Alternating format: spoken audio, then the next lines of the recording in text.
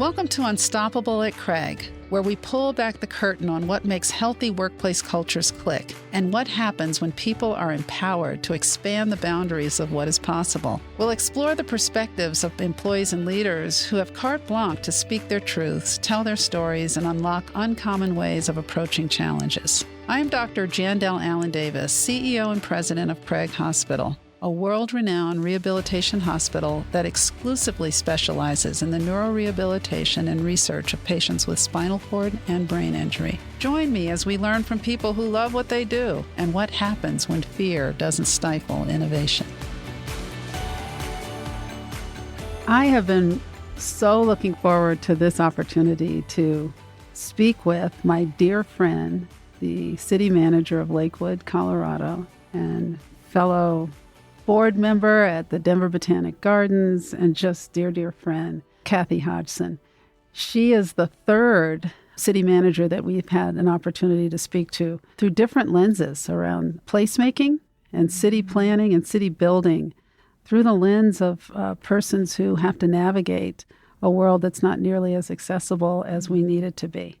And so I've been looking forward to this, Kathy, and so I want to welcome you to Craig Hospital, but also thank you for making time to share your thoughts and how the city of Lakewood, a large metropolitan area, thinks about city planning.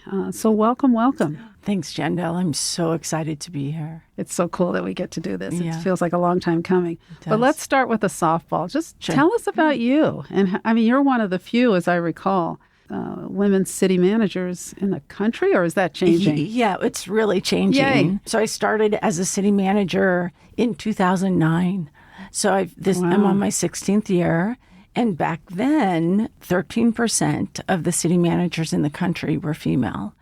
And I was afraid when they opened the recruitment. I thought, I don't know if I can do this. And my dad said, my dad's a Syrian. And he said, Kathy, your mom and I decided we don't want you to go for this job. People are too cruel. And so we decided you need to withdraw your candidacy. And I thought, well, just to defy him, I said I'm going to do it anyway. And I was lucky that I was selected. Yeah. So, there was only one other female city manager in the state. So I was number 2. Wow. And have really enjoyed the journey, bumpy as it has been. Yeah, what's made it fun for you? Working with an amazing group of employees. We have 900, almost 1,000 full-time employees, and that many part-time. Part-time, think about people like lifeguards and people working golf courses and that. So, the staff is amazing. Yeah. So that's the funnest part. What in the challenges are interesting and fun and stimulating, dynamic? Yeah, I'd say one of the biggest challenges is local government today and the incivility. Back when I started, the debates were really spirited and always respectful. Yeah. But I would say in the last maybe 8 years, it's gotten much more hostile. People take pride in calling each other names. There's kind of a national theme here, and it's tough. It's tough to be called corrupt on every Monday night at city council meetings, and to feel harassed more and more frequently. I'm having to have the police department park at the top of my street just because of the death threats. Oh, goodness. So it's different. It hasn't been like this before. And how that's manifested in our vocation is people just aren't applying for jobs in city management, especially women. Gosh. Yeah. And at a time where it could be argued that you're needed more now than perhaps other times, as we think about both the challenges from a budgetary perspective and making the tent wide enough for all of us to fit in and make cities comfortable and wonderful places we want to be. So how do you think about sense of placemaking as a city manager? To me, what's important is to have a city that appeals to everyone. And we have an enormous diversity of people. Our population's about 156,000. We're the third largest city in the metro area and the fifth in the state. So you add Fort Collins and Colorado Springs. The cool thing about Lakewood is we're really gritty in some areas. We deal with the unhoused population. We have a pretty large population. At some parts, I would say our northeastern part of our town, there's a real struggle socioeconomically. And our job is to make sure there's opportunities for those folks, for those kids that are in apartments, to make sure there's green space so they can go and play and socialize with each other. There's also on the other side of town a more wealthier community that also deserves services from the city. So that's what's really special about our city is we've got a little bit of everything, and it's cool. And yet I could also see it being a challenge around how do you balance competing and conflicting priorities. Right.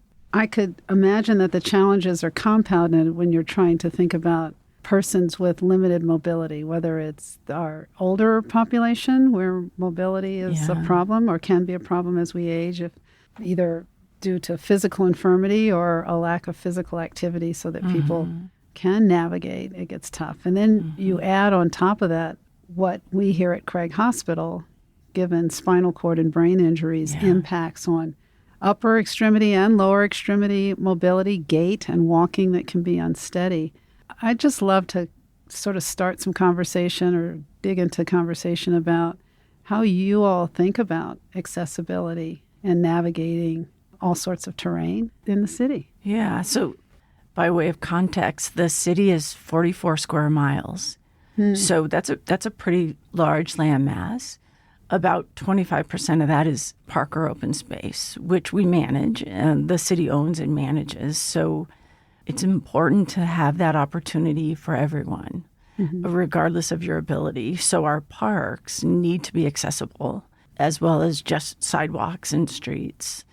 I'm lucky in that I started my career. I don't know if you know this. I started when I was just out of high school, going to school at CSU, and every summer I was a lifeguard and I taught little kids how to swim at the city of Lakewood. So that's how I started my career over 40 years ago. And Lakewood's really been a pioneer in adaptive aquatics and adaptive programs. So I, not knowing what I was doing, but I ran, as a swimming teacher, I ran an adaptive aquatics program, which was really an introduction for these folks to get into the water and to start experiencing that, just being in the pool. Nothing like what you do here. Of course, I didn't know what I was doing, but we had a lift. Oh, you did? Yeah, we were one of the first ones. And so from an early age in my career, I was exposed to how important that is to provide services and programs for everyone, regardless, right? So stretch that on. In the 70s, Lakewood began program for people with disabilities. And we have for example, we have a summer camp program called Camp Paha. And we also have a program for older adults who deal with either brain or physical or spinal injuries. And I think it was every Saturday night we had a dance for socialization. My goodness. Isn't that cool? Cool. I just loved that. And so that's something that's been a part of kind of our DNA, if you will, for years. Gosh, would you think that was by accident or? People smarter than me with big vision knew that that was important. So Lakewood's kind of been that hub, and I'm really proud of that. I had no idea. Yeah. We also partner with our schools, Jeffco Schools, and we have Fletcher Miller School, which was built, I want to say, in the 50s. Good grief. It's so old. And I was actually sent there because I have a speech defect when I was in elementary school every Wednesday. And I was pulled out of class to go through speech therapy. And that school has outlived its proper use. So Jeffco Schools has decided to reinvest, and they're building a brand new school for these people in our community and in the region who deal with real significant disabilities. Either physical or cognitive or both. I don't know much about Fletcher Miller. It's both. Yeah, I think it's both. Amazing. And yeah, they draw people from all over the state, and we are so proud to host them in the city of Lakewood. Yeah. Oh my gosh, I had no idea. So, it's interesting you say that you accidentally, through a summer job, teaching swimming and an adaptive swimming. So you just naturally came into it. It's this beautiful sort of alchemy of accident or flukes, and then intentionality. That it's interesting. We do know, and we talked about this just as we started, that Craig Hospital has its roots in Lakewood. Up at the tuberculosis tent colony for men that was started in 1907. Wonder what role that might play in how you all... I do too. That was what was then JCRS. Do you remember that? No. You're right by Casa Bonita. I imagine those were the minds of that day that realized we need to be a city. I think of your words, a garden for everyone. For all people. Well, yeah. And I think someone had that idea for the city as well. Yeah. Yeah. So, when I think about navigating cities, talk a bit about your sidewalks and y'all's wayfinding and how you thought about it in waymaking around multimodal, even transportation. Sure. And that's so important now. We have a city council, a mayor and city council, 11 of them, and they care a lot about multimodal. So we invest a lot annually for sidewalks. About a couple of years ago, we hired an ADA coordinator. Oh, wow. Good. To work just specifically on accommodations. Mm-hmm. He also has done a complete assessment that was just complete of all of our buildings. We have over 100 that the city manages. And so this individual did a full assessment. The price tag to that is steep. So we're looking first at prioritizing for the most used buildings, in fact, they're the heaviest used buildings first. That will be our priority, just to stay in compliance. It really matters. And in Colorado, and of course in Lakewood, those snowstorms can be a real hindrance to people who are trying to get around. And when you think about multimodal, and we shovel or we plow snow, we usually plow that snow into the bike lanes, right? Because that's on the side. So what does that do for people? For speaking of multimodal, and if there isn't a bike lane, then that snow gets plowed to the sidewalk, right? And someone who can only get around on a wheelchair depends on that for their transportation. It's virtually impossible. We are trying to be really thoughtful about the consequences of our own actions and bring the parks crew who have special equipment.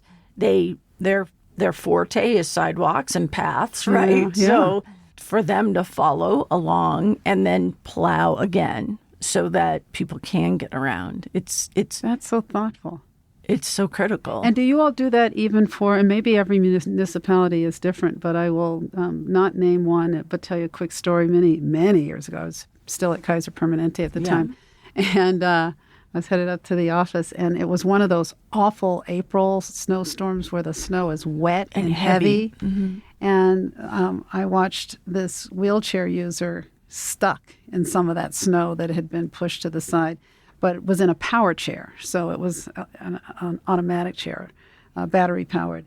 And this person was stuck and the wheels were just spinning and the snow was coming down. The traffic was awful. And I to this day remember this man getting out of his car, literally, and going and trying to push this woman so that she could, but the sidewalks weren't plowed. And I came to understand that it was actually the responsibility of the business owner in front of the place. And so is this a collaborative effort between businesses and the city to keep?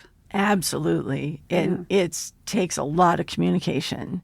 When the sidewalks aren't plowed in front of a business and a busy corridor, the city will hear about it. So we'll reach out to that business and let them know what their obligations, what their responsibilities are as a business owner.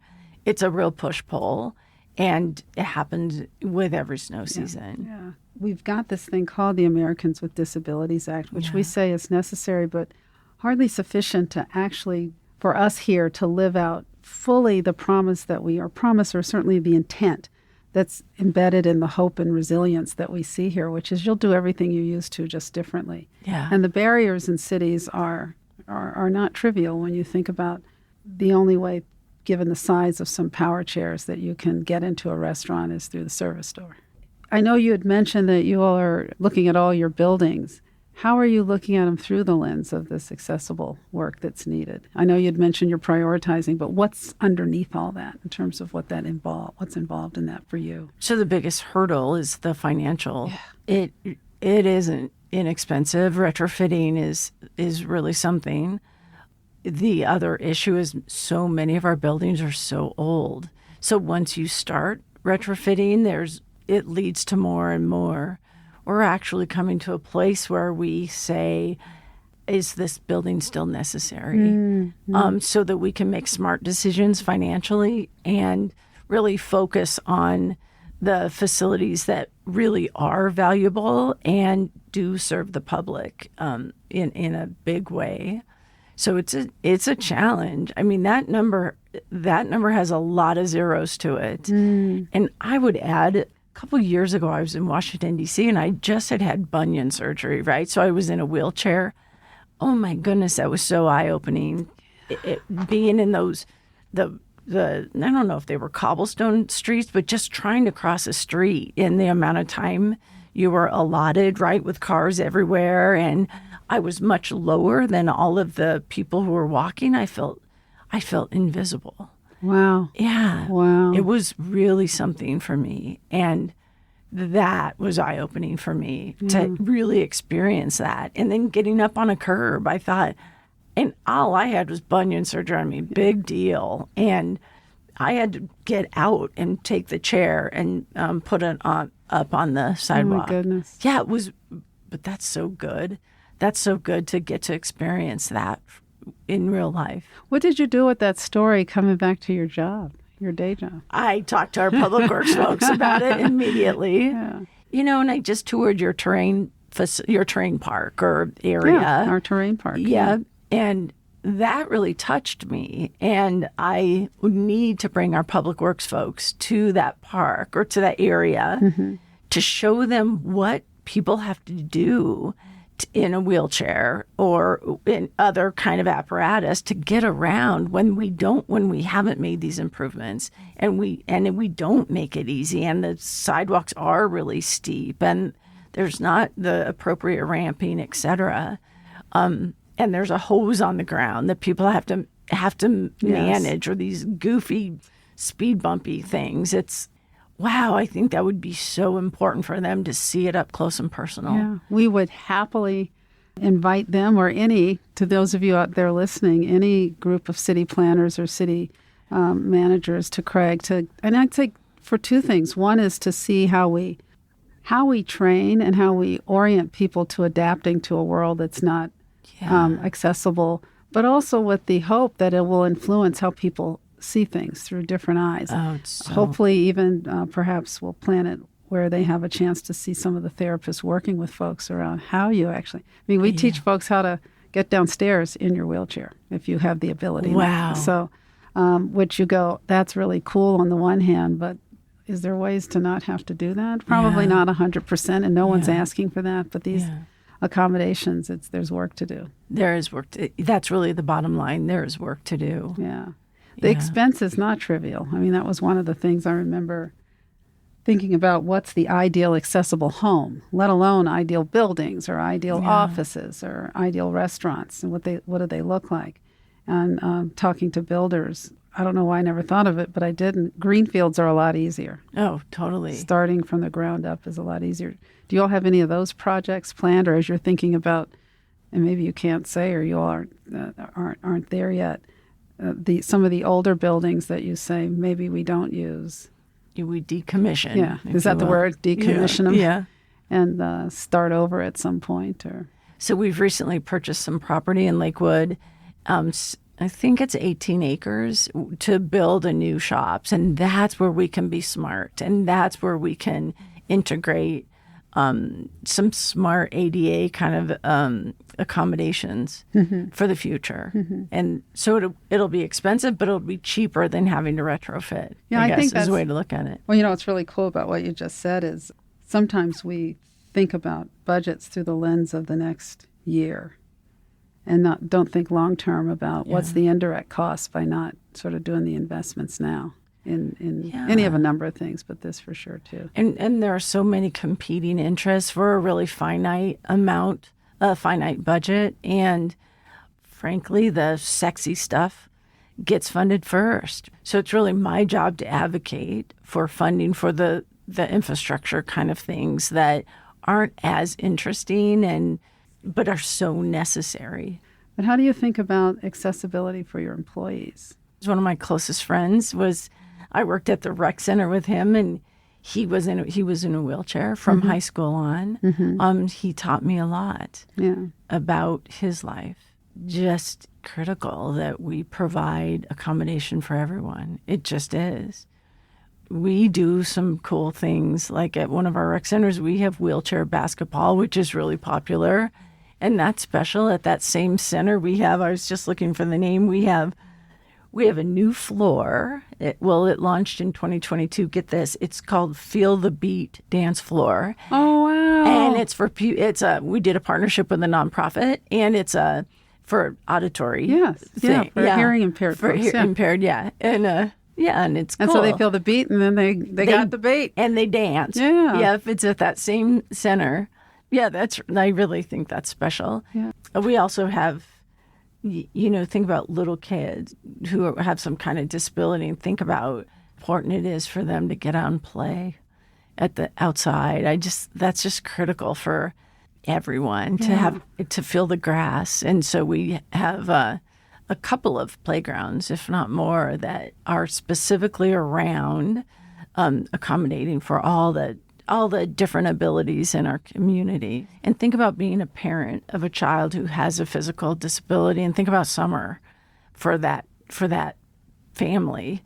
Where do those kids go, and how do they get to enjoy a wonderful summer? Well, we have a program that's called Camp Paha. And I don't know what Paha means, but Pawha? P-A-H-A. It's the goofiest word. P-A-H-A. Okay. Yeah, and we've been doing this for years, and it's bringing kids to go swimming and rec center, and taking them to the movies, and all for special abled folks, so that they can be with each other and socialize and be and not just sit at home and be inside. When I think about those persons living with disabilities, whether it's folks who are neurodivergent and sensory overload, or have had brain injuries where sensory overload is a thing, or, I'd love to go to that place, but it's not easy to get around. Yeah. The default is not to move, or not to leave your home, which then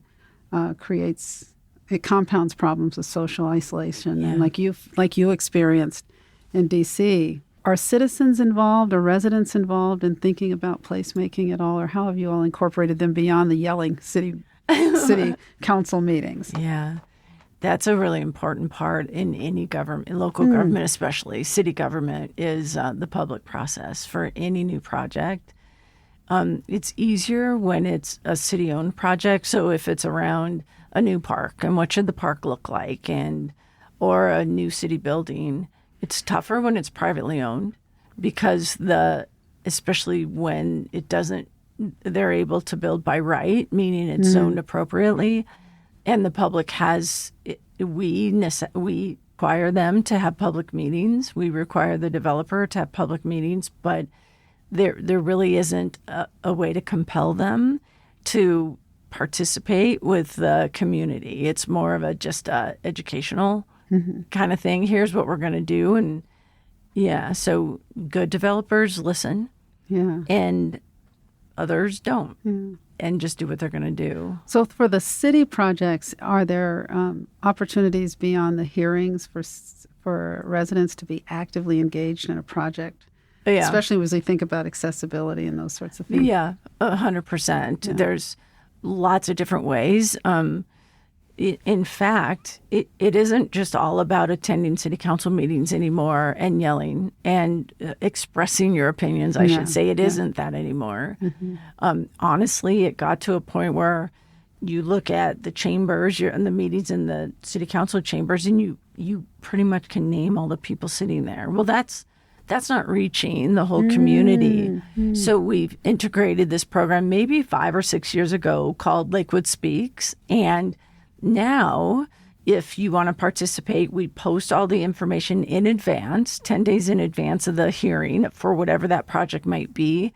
And you can submit your comments in virtually. You can submit them so that if you're not available on a Monday night at 7 because you have little kids or you're working or you're doing homework or giving baths or whatever the case may be, or whatever, you're not able to get there, you can still participate. Still have a voice. Yeah, you can have a voice, right? Yeah. And we'll get up to 140 comments, and we make note of them. And those comments go on the record just as somebody who's testifying in person. It has really attracted a broader range. So we hear from the people who can't get there physically or for whatever reason. One of the things that we're just beginning, I'd say, incorporate and focus on at Craig Hospital, and it's not an initiative or a program. It's really thinking more broadly about our mission around really supporting independence. And it's the reality that we take folks from all over the country, and people are injured however and whenever and wherever they're injured. And services back in smaller and sometimes even in metropolitan areas aren't comprehensive enough. So I'd wonder about pivoting a little bit about other services that you have to think about in terms of meeting the needs of the disabled population, whether it's access to community recreational, social, financial, healthcare, those sorts of things. How do you all think about that? So we have, I was looking at your gym earlier, your fitness areas, and I can think we have 4 recreation centers, and one has a lot of adaptive equipment. So again, our goal too isn't nearly as amazing as Craig's, but as a community to really try to have something for everyone. And it's fabulous. Yeah, it really is fabulous. And we have so many wonderful amenities. They need to be available to everyone. So how do you think about other social services and access to those for persons living with disabilities at the city level? At the city level, we work closely with the county. The county does provide human services and has a lot of resources that we can share together. We can do so much as a city, but when we partner with nonprofits and other governmental agencies, we can do exponentially more. So that's how we think about it. We just try to be as broadly thinking as we can. There are a lot of marginalized communities, and some have been marginalized just systemically. And we need to be smart about that and do what we can to change that. If I could wave a magic wand and you didn't have to think about the finances, the economics, and could just do the next really huge 2 or 3 things, I don't know what it may be, 1 or 2 things. When you dream big about what you'd wish for the city of Lakewood, what's on that list when there's no barriers? Oh, wow, I can't even imagine. It's hard to imagine that.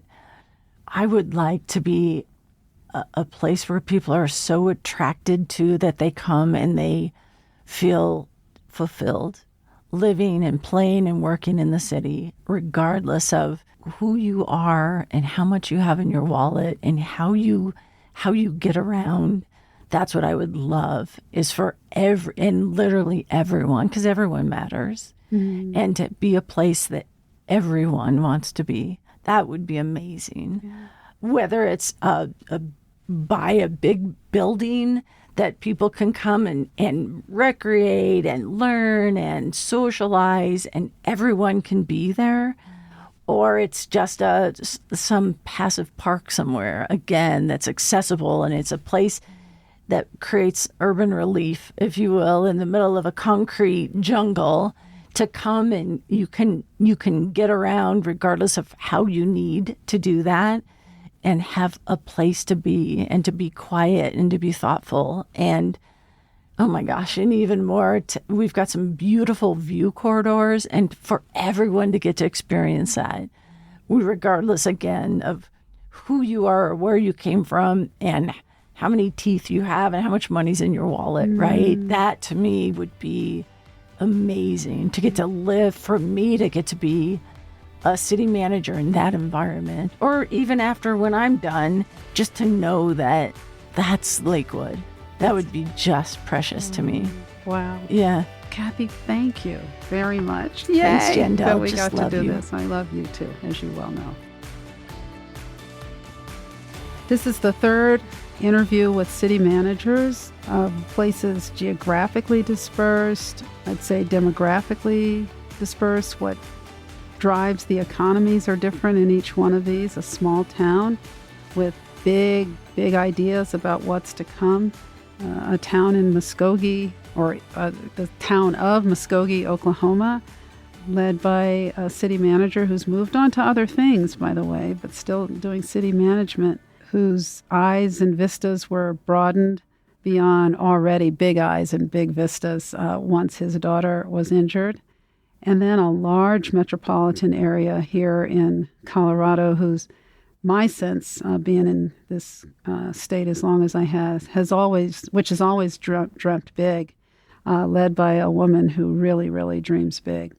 In terms of what we get to do and what we care about, whose issues are large, so it's not just about communities of persons living with disabilities, but through the lens of certainly that, I find it really wonderful that Kathy's roots in terms of how she thinks about persons who've been marginalized started quite by accident through adaptive swimming. And then she inherited, is a good way to put it, a city that from the 70s was thinking about making sure that they had some eyes on how do we create a place for everyone, a place where everyone feels welcome and where navigating both the literal physical, but also the social, the opportunities for connection through literal spaces and others is something that it sounds like has been deeply rooted in Lakewood's history. I loved hearing Kathy dream, and I think it's what makes her such an inspiring individual and an amazingly strong and accomplished leader, is that words she used really spoke deeply to the importance of connection to places, connection to ideas, connection to each other, and a real understanding as a leader, which when this is all going back to what Unstoppable at Craig's theme is what makes great places, and it's all about great cultures. To think about culture at such a meta level, that is, at the size of a city, it's wonderful to know that there's a leader who thinks about that through what I'd call a people-first lens and an all-people-first lens, who's also smart and has to balance all kinds of things, including how do you get it done on limited budgets at a time where the challenges economically that many cities, and certainly hers is no exception, are facing. It's encouraging to know that there will be values and some real heart-led and heart-informed and heart-infused leadership is considered. And then, the reflection that these injuries, as we well know, spinal cord and brain injury, can impact any one of us either directly or indirectly at the wildest and the craziest and the most unpredictable times. And then each one of the times that happens, there's an opportunity for us to stop and reconsider how it is that we are showing up in the world as leaders and as individuals. And that opening of eyes creates the opportunity for us to think even more broadly about how do we create places where all of us feel welcomed and all of us can see each other and still be seen by each other, which I think is one of the most important things that we as leaders can do and bring to cultures.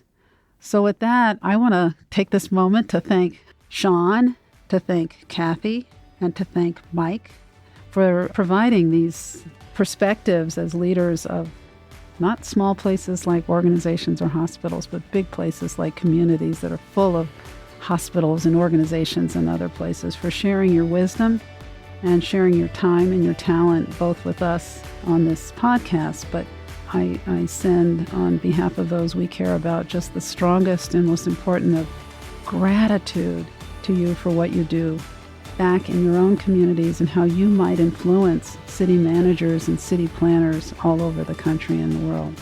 So thank you again for joining us for Unstoppable at Craig.